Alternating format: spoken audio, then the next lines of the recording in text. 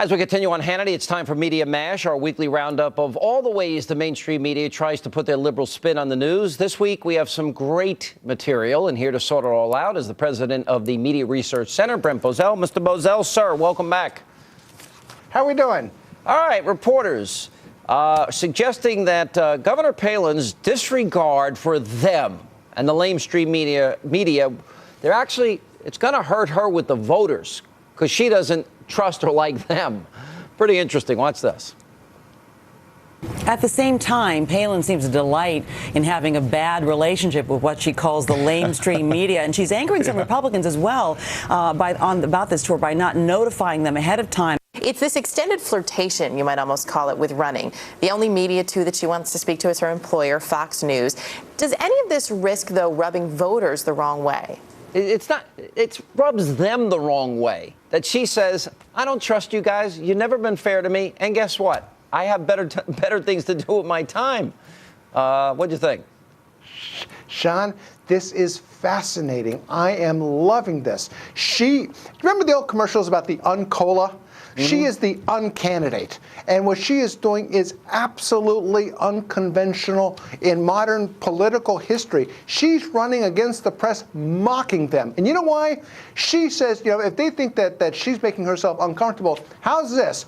In the Suffolk University poll, yet another poll that shows what's the #1 network on television today, most trusted, Fox News. Do you know what the trust level for ABC is?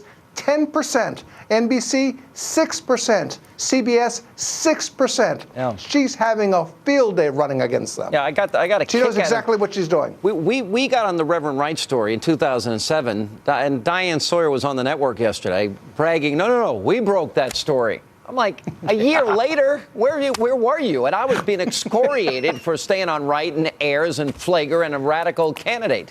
But anyway, let's go back. CNN reporter, this is a low point for the media, this Palin bus tour. They started complaining they were like paparazzi. That's their problem. Anyway, here's what was said on CNN. Sara Palin wants us all to know, folks, this is not a campaign bus, and this is actually some sort of, I don't know, family vacation. Jessica Yellen. What do you make of this?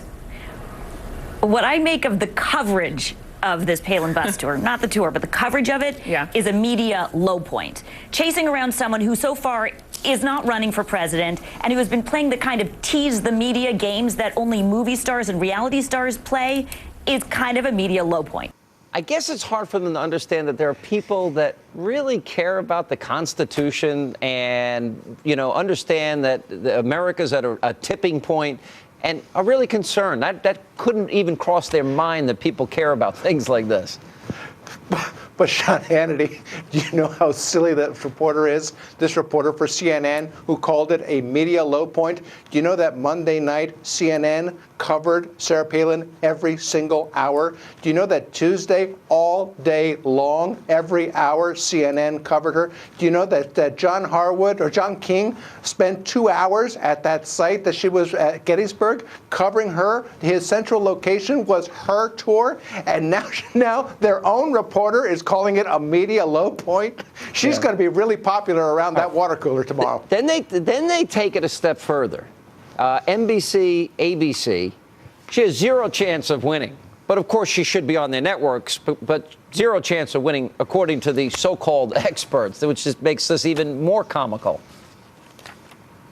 The White House and top Democrats I talk to look at the field. They say, okay, Romney has a good shot. It'll be a close race with the president. Paul Lenti could run a close race with the president. John Huntsman could run a close race with the president. They look at Newt Gingrich, Sara Palin, and Michelle Bachmann as basically re-election insurance. The first thing to know about Sara Palin is she has, given her negatives nationally in this country, she has next to zero chance of being elected president, probably can't even be elected to or win the Republican nomination.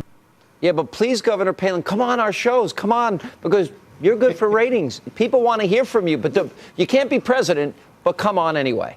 Pretty interesting. Yeah, no, 2 points here, Sean. These are the same quote-unquote experts who told you that Nixon couldn't win. They're the same experts who said that Reagan couldn't win in 1980. Or Clinton. These are the same experts that 4 years ago told us that Obama couldn't win against Hillary Clinton. And now they're passing judgment on her. And if they're so right about this, you're right, Sean. Why do they have her on the air every 2 minutes? Yeah. What does that say about them?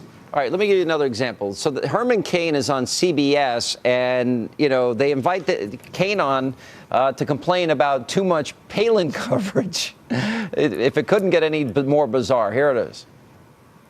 Palin's bus tour is overshadowing actual campaigning by actual candidates, including Herman Cain, the Tea Party favorite and the former CEO of Godfather's Pizza, who's been campaigning in New Hampshire this week.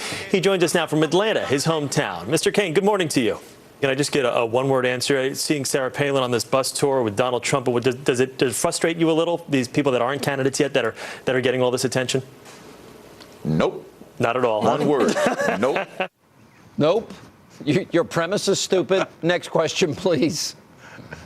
I love Herman Cain for that answer. But look what they're doing. First, they cover her nonstop, and then they complain about that. And now they're going to other candidates to complain about the coverage they were doing, complaining about not covering her. I mean, I'm all confused. I'm not. This is why media died. I officially buried it in 2008, and it's going to be interesting. Brent Bozell, always good to see you. Buy the popcorn. Yeah, good point.